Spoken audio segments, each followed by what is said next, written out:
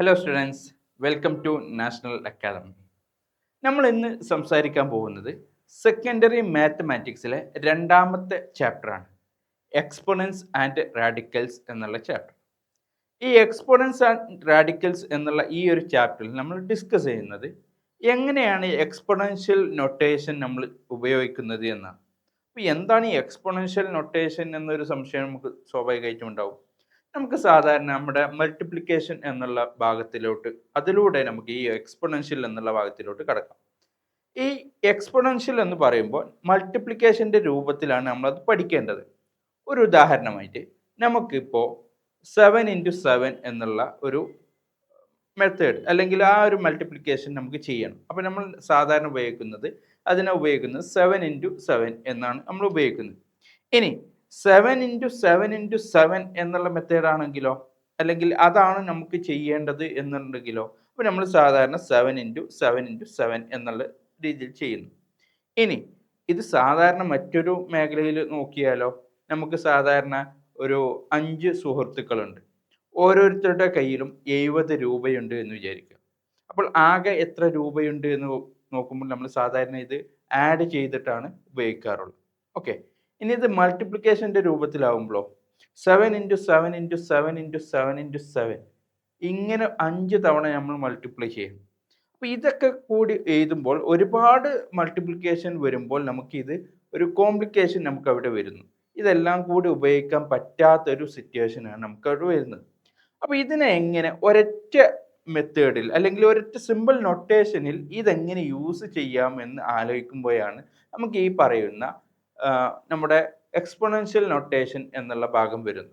അപ്പോൾ exponential notation ഉപയോഗിക്കുന്ന രീതിയിലൂടെ നമുക്ക് കോംപ്ലിക്കേഷൻസ് ഇല്ലാതെ ഈ പറയുന്ന മൾട്ടിപ്ലിക്കേഷൻ നമുക്ക് ചെയ്യാനായിട്ട് സാധിക്കും.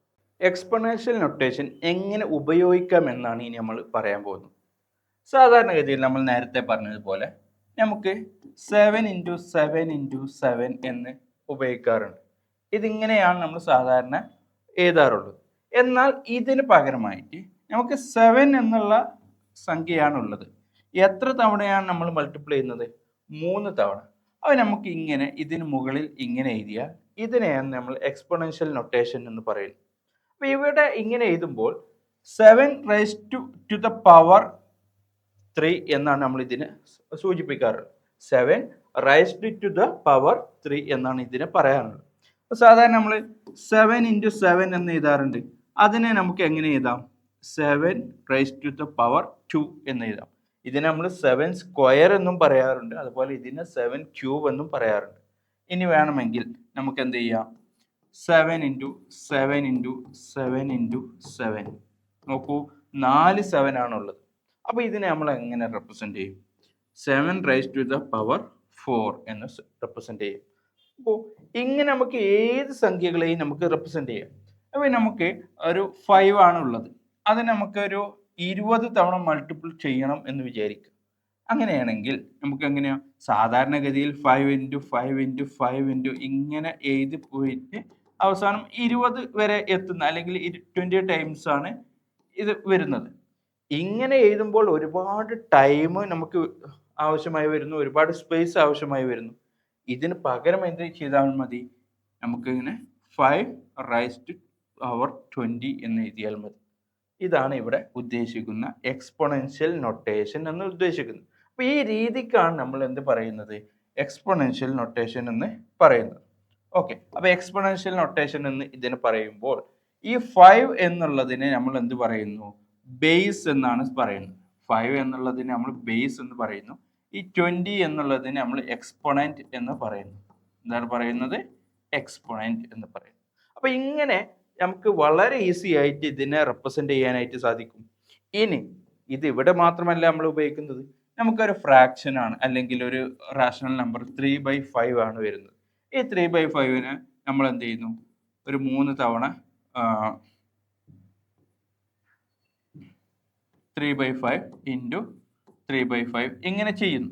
അപ്പോൾ ഇങ്ങനെ ചെയ്യുമ്പോൾ നമുക്ക് ഒരുപാട് ഈ പറയുന്ന സ്പേസ് ഒക്കെ നമുക്ക് ആവശ്യമായി വരുന്നു. അതിന് പകരം നമ്മൾ എന്ത് ചെയ്താൽ മതി? 3/5 all raised to power 3. 3 തവണയാണ് നമ്മൾ ചെയ്യുന്നത്, അപ്പോൾ 3 നമുക്ക് ചെയ്യാം. അപ്പോൾ ഇങ്ങനെ വളരെ സിമ്പിളായിട്ട് നമുക്ക് ഇതിനെ റെപ്രസെൻറ്റ് ചെയ്യാൻ പറ്റുന്ന ഒരു മെത്തേഡാണ് എക്സ്പൊണൻഷ്യൽ ഫോം എന്നുള്ളത്. അപ്പോൾ ഇത് നമ്മൾ ചെയ്യുമ്പോൾ ഇനി നെഗറ്റീവ് സംഖ്യകൾ വന്നാലോ, അവിടെയും അങ്ങനെ തന്നെയാണ്. -1/2 ഇതിനെ എനിക്ക് 4 തവണ ഗുണിക്കണം എന്ന് വിചാരിക്കുക. -1/2 ഇൻറ്റു -1/2 സോറി, ഇങ്ങനെ ചെയ്യണം എന്ന് വിചാരിക്കുക. ഓക്കെ, അപ്പോൾ നമുക്ക് ഇങ്ങനെ ചെയ്യുന്നതിന് പകരം എന്ത് ചെയ്താൽ മതി? -1/2 all raised to the power 4 ഇങ്ങനെ എഴുതിയാൽ മതി. ഇതിനെയാണ് നമ്മൾ എക്സ്പൊണൻഷ്യൽ ഫോം എന്ന് പറയുന്നത്. അപ്പോൾ -1/2 എന്ന് പറയുമ്പോൾ ഇതാണ് ഇവിടുത്തെ ബേസ് എന്നുള്ളത്, ഇത് അവിടുത്തെ എക്സ്പൊണൻ്റ് ആണ്. ഇനി നമ്മൾ നേരത്തെ ചെയ്തതുപോലെ ചെയ്യുമ്പോൾ 5/20 എന്ന് പറയുമ്പോൾ 5 ആണ് അവിടുത്തെ ബേസ്, 20 ആണ് അവിടുത്തെ എക്സ്പൊണൻ്റ്. അപ്പോൾ ഈ രീതിയിൽ നമുക്ക് എന്ത് ചെയ്യാൻ സാധിക്കും? ഏത് സംഖ്യകളെയും എക്സ്പൊണൻഷ്യൽ ഫോമിൽ റെപ്രസെൻ്റ് ചെയ്യാനായിട്ട് സാധിക്കും. അപ്പോൾ ഇങ്ങനെ ചെയ്യുന്ന ഈ ഒരു മെത്തേഡ് ഇനി എവിടെയെല്ലാം ഉപയോഗിക്കാൻ പറ്റും, അതുപോലെ ഇതിനെങ്ങനെയാണ് നമുക്ക് ഫാക്ടറാക്കി മാറ്റാൻ സാധിക്കുക എന്നുള്ള കാര്യങ്ങളാണ് ഇനി പഠിക്കാനുള്ളത്. അപ്പോൾ ഇത്തരം കാര്യങ്ങൾ കുറെ കൂടി ഡെപ്തിൽ നമുക്ക് പഠിക്കാൻ നിങ്ങൾക്ക് ആഗ്രഹമുണ്ടാവും. അപ്പോൾ ഇത്തരം കാര്യങ്ങൾ ഇതിനെ കുറെ കൂടി നമ്മൾ ഡീറ്റെയിൽ ആയിട്ട് പറയുന്ന വീഡിയോസ് നമ്മൾ നാഷണൽ അക്കാദമിയുടെ ആപ്പിൽ നമ്മൾ അപ്ലോഡ് ചെയ്തിട്ടുണ്ട്. അപ്പോൾ ഇത്തരം ക്ലാസ്സുകൾ കേൾക്കാൻ വേണ്ടി ഉടൻ തന്നെ നാഷണൽ അക്കാദമിയുടെ ആപ്പിൽ ജോയിൻ ചെയ്യുക. കൂടുതൽ വീഡിയോകളുമായി നമുക്ക് വീണ്ടും കാണാം. ബൈ.